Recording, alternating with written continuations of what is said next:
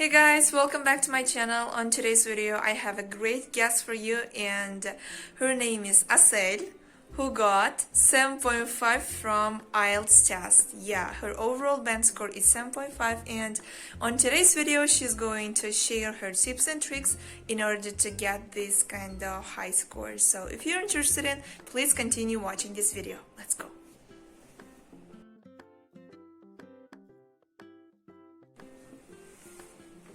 Guys, it's me, and again, today I'm gonna talk about this IELTS process in general. I'm gonna talk about each portion of the IELTS in details and tell about my tips and tricks and how I prepared for the IELTS. So let's start from speaking, because most people ask me how did I really get that pronunciation, how I was able to get such a score in speaking. So first things first is that I listened a lot to native speakers. I didn't really like watching two movies. I preferred watching some YouTube videos which were 15 minutes long, and I did that on a daily basis. And after time I got this pronunciation, and the problem was that I still couldn't formulate sentences correctly. So that time I realized that the problem was the lack of practice. And from that point, I started practicing more and more, because I understood that there would be no use in just listening to something. There would be, nothing necessary for my speaking. So that was the time when I just, started speaking on my own. I didn't have anybody to speak with. I have my mirror, I have, myself at first, and that was the person with whom I practiced. Whenever I've done something around the house, all those chores, when I had some trips to some, distant places, I used to talk to myself without even thinking about other people's opinions. And you should do the same. Practice more, do it on a daily basis, and don't care for other people's opinions. And don't really care about grammar at first.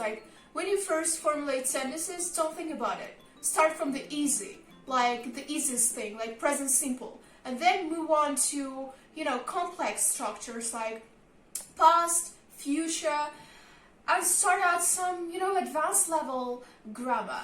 So that's the way I improved my grammar while speaking. I didn't start from, future continuous. I started from present simple. And you should do the same if you, don't practice speaking. Start from the easiest and just level up, little by little, day by day. And I promise you that in just 6 months your English would really bump up to a really high level if you do it on a daily basis, if you improve your vocabulary, daily, and add some new grammatical structures when you speak. So that's the only way to get a high score in speaking. Now let's talk about other portions of IELTS. And the second one I want to talk about is listening. It's I got 8 in listening, and I want to suggest what to do in the listening portion of the IELTS. So the first thing first is that you gotta practice. People say to me, and I know English well, I can understand native speakers easily, I watch too many YouTube videos, and I get them exactly what they mean, but when it comes to the listening test, I can't really answer any questions. So the problem is that you don't practice. The same happened with me, actually. I really wondered why I couldn't really get a high score in listening, even though I understood them fluently. I understood them what they meant exactly, but I couldn't really get to the point when it comes to answering to the questions. So the problem is that you gotta really know how to tackle each question and practice them enough. Just enough to get a score that you're aiming at.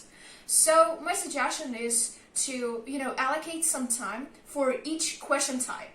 What did I do? I allocated just a day for part 1, and I spent another day for part 2, and the third day for part 3 and 4, because they were the hardest. And when I already, just succeeded in 1 and 2, they were just flawless. Then I moved to only doing part 3 and part 4. Never do full tests, because I think that's not, really productive. You would spend so much time in weight. It's better to really focus on your gray areas. Mine was part 3, surely you know this, question types, multiple choice questions, and a little bit of part 2 when it comes to maps, because like my problem was that I couldn't really find what was left, what was right, how to take the second left, how to take the second right. Like I didn't know what is left, what is right. I just can't. I'm a little bit disoriented when it comes to that.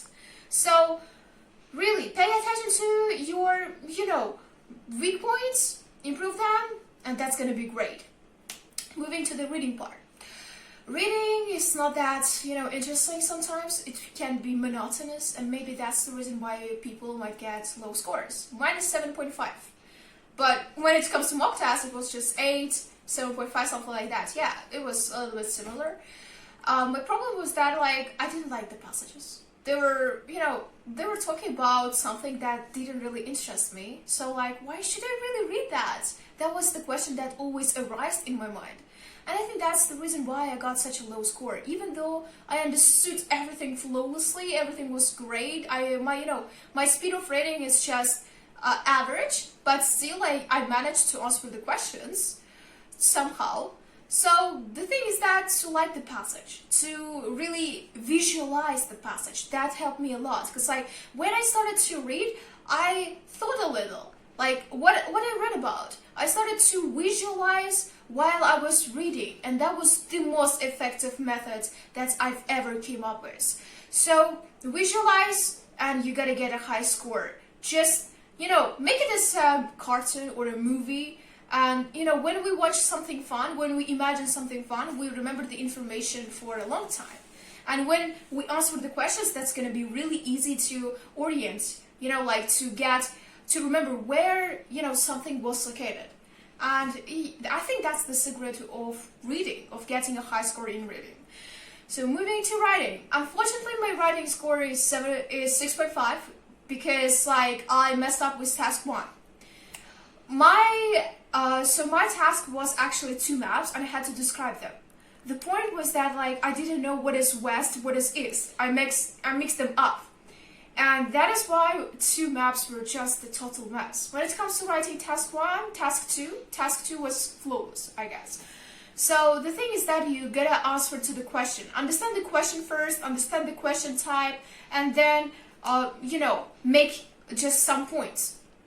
You got to make a plan, because with a plan, it's gonna take you 20 or 30 minutes to write, an essay. For me, it took 45 minutes to finish both tasks.